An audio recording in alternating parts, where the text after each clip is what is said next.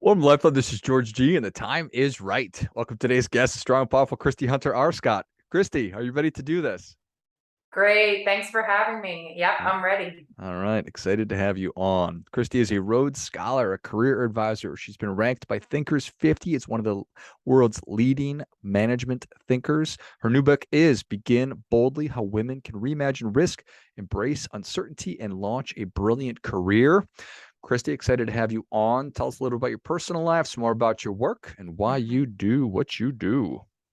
Yeah, so I do what I do because I want to help equip and empower women to lead and craft bold and brilliant careers and lives. And I think we sometimes need a toolkit and a method to do that. We need more than inspiration. We need more than this is how I did it. We need this is how you can do it too. And that's really the focus of my work. It's really on bridging the gap between what women are aspiring to do and what they're actually taking action on.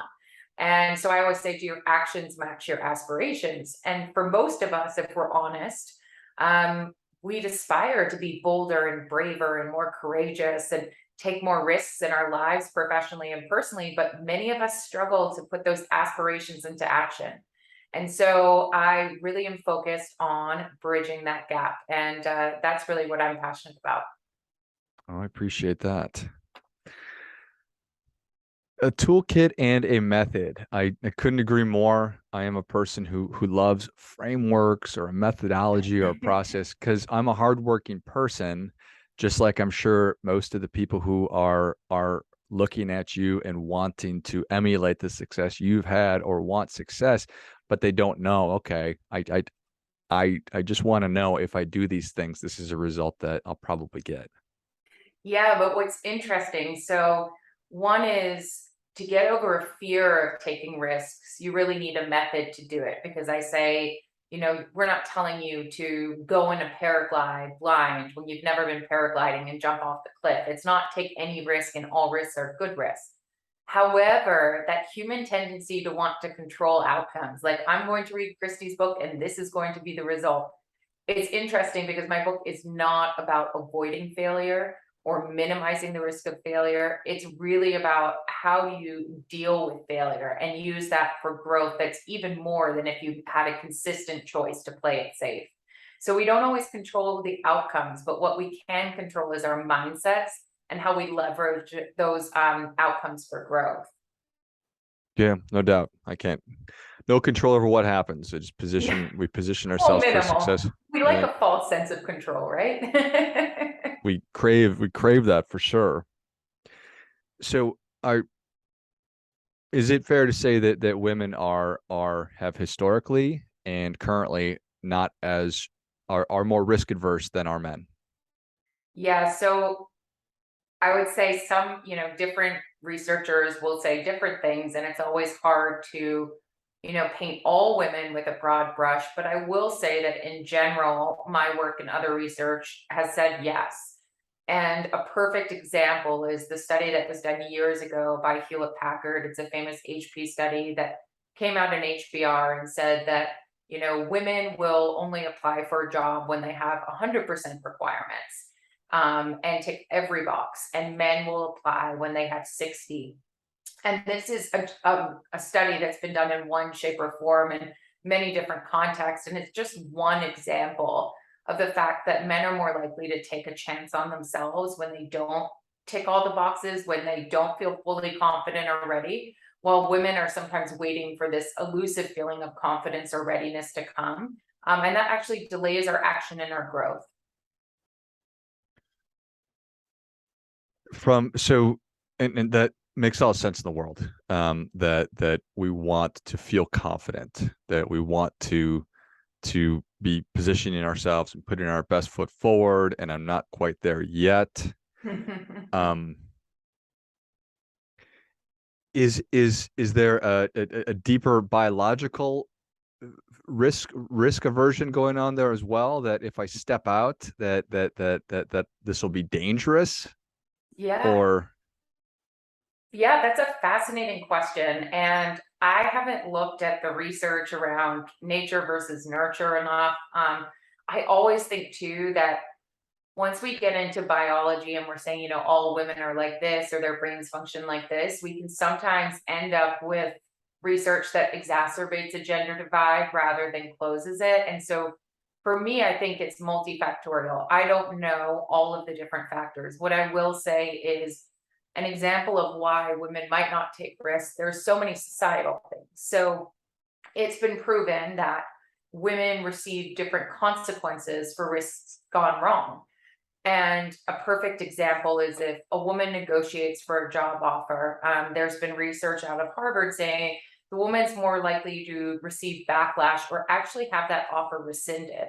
So it's not simple enough just to say negotiate for the job, negotiate for the offer. We really face different societal reactions to us, and therefore risks gone wrong have different repercussions. So although the tools in the book could be applicable to anyone, it makes sense that women are more hesitant to. And therefore, we want to give them the tools to navigate that, to navigate those repercussions and do it in a really strategic way. Yeah.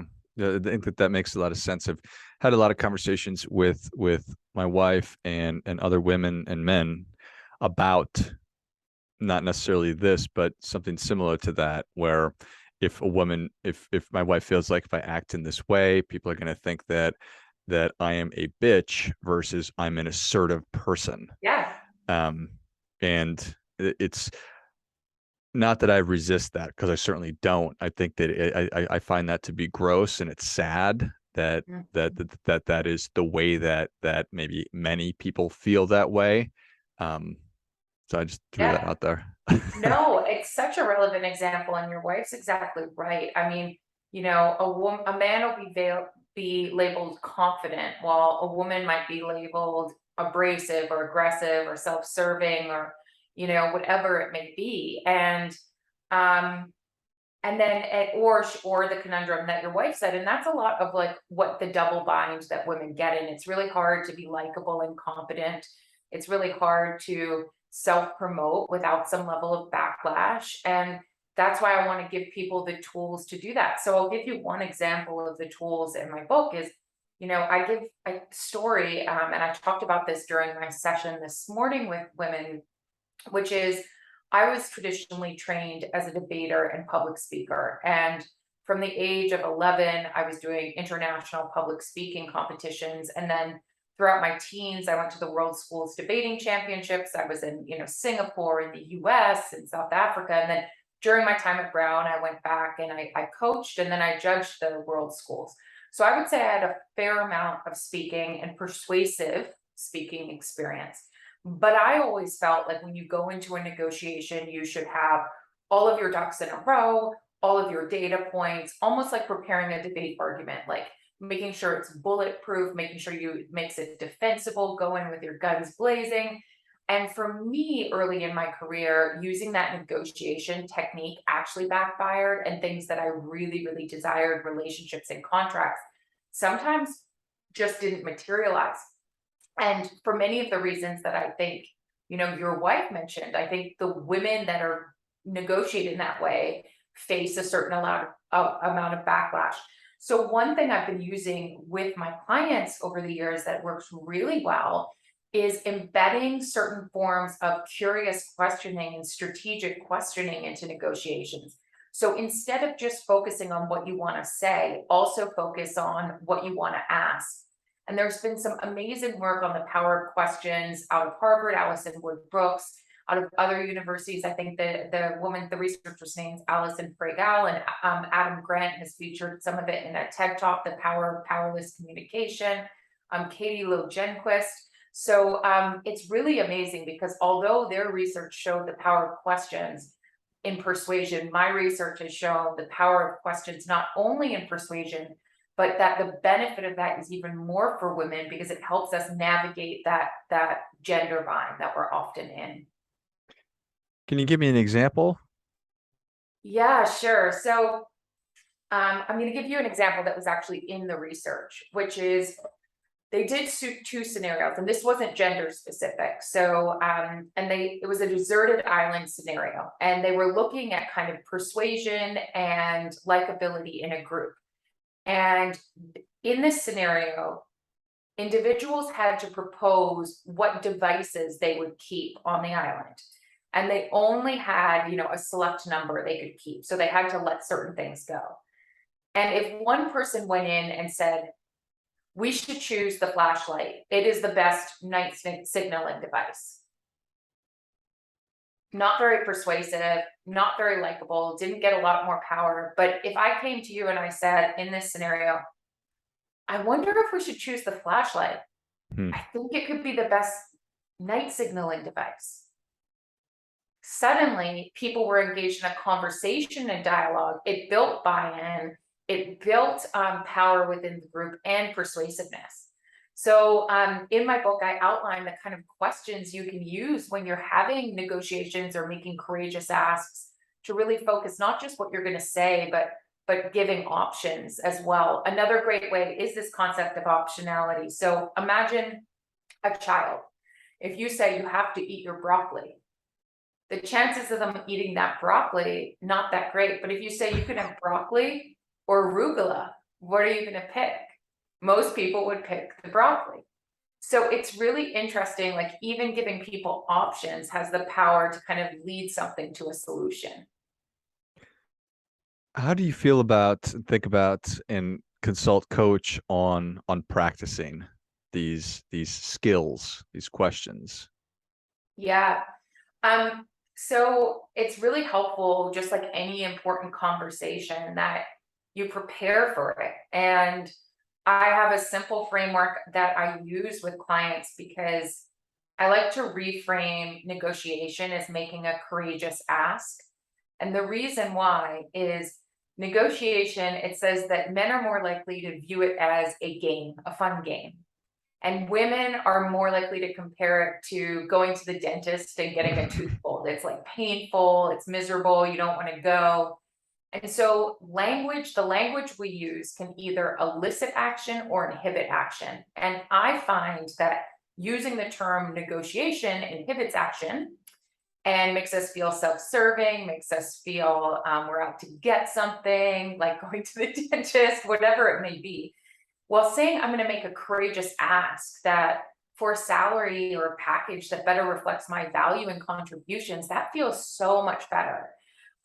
So a couple tips that I give women and men when they're focusing on this. One is to start off with your intent, and that is, what is your why? What is your motivation for this conversation? And the reason why I focus on this first is inevitably you will face fear, anxiety, self-doubt going into difficult discussions. You will. It's not about saying, will it exist? It will. And the question is, how will I move through it? How will I continue? And so for me, when I have to, let's say, make a courageous ask around being on a podcast or writing an article or negotiating a client contract, I focus on my why, and my why will always be about like impact or about financial stability or about something bigger than just myself. And that when I feel nerves, I always refocus on my why, because I believe that anyone with a strong enough why can endure the next step. So then I encourage people to look at the intersection, and that's really the intersection of the needs and desires of the conversation partner and themselves. So often in training and negotiation, let's say I had a client and she really was struggling. She wanted to push innovation and create this amazing next gen program in a company that was 150 years old. Hmm. And she was struggling, and she had a manager title, and she really wanted to get a more powerful title so she could move through the red tape and the questions, or another solution around how to get things done more efficiently. So she went to the CEO. She kind of framed her intent why she wanted to do this. And then she framed the intersection of their needs, which is like, you both want us to, change the culture and bring more vibrancy to it and innovate and build a culture of entrepreneurship. So she aligned on that shared intersection of interest, which was really, really important. And then she asked questions, which is the third step. So we've got, the intent, the intersection, and the questions, where she used strategic curiosity and questioning to say, it might be, there's a whole list of questions, and you could say, what would you do if you were in my position? You could say, here are some options about how we could approach this. What do you think? You could say, given the dynamics, what are the things I should be considering? And then in the end, she gave some options. She said, I can either, elevate every discussion and email to you where I need your sign off. She gave one other, and she said, or we could, change my title. And in her early 30s, I think she was 31, she became the first chief officer of the company at that age and was reporting directly to the CEO. So that's just a powerful model. Again, intent, intersection, really, you look at curiosity or inquiry. And then the last one is really options, presenting options. But I find that kind of approach for tactical preparation is really helpful. I love it. That makes a ton of sense. As we all have anxiety and fear when we think about going into some kind of a big conversation. And maybe that's not true. Maybe there's psychopaths out there that are just that don't care at all. But for me, I know that I certainly do. So the more prepared that I can be, and I like to play things out in my head and try to say, okay, here's what I want to get across. It doesn't mean that it's going to, but so getting clear in what my intent is. What was the intersection piece again? It's really the intersection of the needs and desires of you and your conversation partner. So you can even use this in relationships, right? It's thinking about, my intent is to, let's say, get a better balance of how we manage household and childcare tasks. And the intersection of interests with a partner might be like, we both care about this household and about our family and about us both succeeding in our careers. And then, so that's kind of like a shared interest. And then you go into really the questions, and you could even present options. So which of these scenarios do you think would work? What if I took on this and you took on this? What if I took on this and you took on this? And so another powerful tool that I talk about later in the book is, you don't always have to propose a sweeping forever change. You can use the process of what I call agile experimentation to take risks on a smaller scale. So what if we tried this for a month? And we'll decide on what matters. We'll measure that at the end of the month, and then we'll decide whether to continue with the experiment, expand it, abandon it, enhance it. And that's another great tool of persuasion. I love it. Those are super helpful. And just as you talk through it, it makes total sense.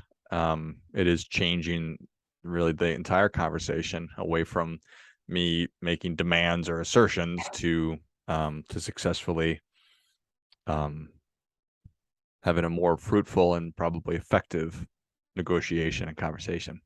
Yeah, definitely. And it's always worth a try. You have to try these different approaches. I always say everything in life is a try it and tweak it approach. So to the listeners on the line, I'd encourage you to try out that model and then tweak moving forward. What did you learn from it? The whole thing I talk about in the book is that risking should be a continuous process for the rest of our lives. And I say we should assess a risk, decide whether to take it, assess the rewards, and failures are rewards as well, as long as we learn from them and leverage them for growth. Refine, which is, will I let the outcomes of this risk taking refine me or define me? And we should let them refine us, not define us, because otherwise we're associating just an isolated outcome with our identity. So that's a really important differentiation. And then we should repeat.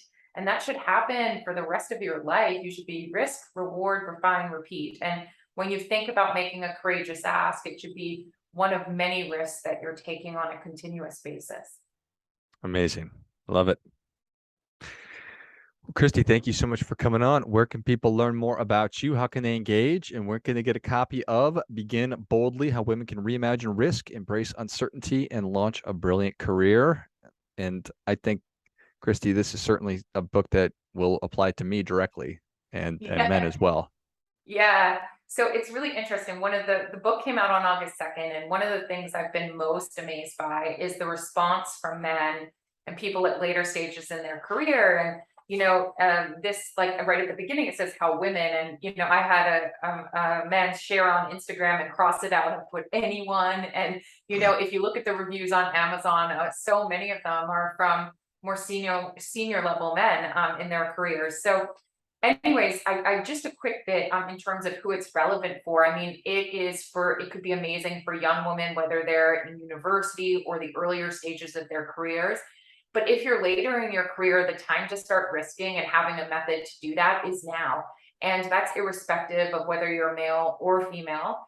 And then also, it's great for people that coach, mentor, parent, or teach women, whether it be in the workplace or women in college. So definitely think about that. And it's written like a curriculum, because I didn't want just inspiration. I wanted it to be actionable. So for book clubs, you can do one chapter and exercise a month, because it is written like, here's an exercise each chapter. So in terms of getting it, it's on Amazon. It's at major book retailers as well, Barnes and Noble, some of the more small independent ones as well. So just look out for it in your local bookstore or order it online. And in terms of reaching out to me, everything's under my name. So it's Christie Hunter Arscott, and that is my website. You can find me on LinkedIn. You can find me on Instagram, and I'd love to hear from you if you found any insights powerful in this podcast, if you are living more boldly or using some of the frameworks I talked about today. Tag me, hashtag live boldly, hashtag begin boldly, whatever makes sense. But I really believe we cannot be what we cannot see. And aspirations directly linked to visibility. And the more that we make our bold moves visible, the more we're going to impact the aspirations of others. I love it. If you enjoyed this as much as I did, show Christie your appreciation and share today's show with a friend who also appreciates good ideas. Pick up a copy of Begin Boldly, How Women Can Reimagine Risk, Embrace Uncertainty, and Launch a Brilliant Career wherever you buy your books. Go to Christie Hunter Arscott, ChristiehunterArscott.com, and then find her on LinkedIn and Instagram as well. List all of those in the notes of the show. Thanks again, Christie. Thanks so much. And until next time, remember, do your part by doing your best.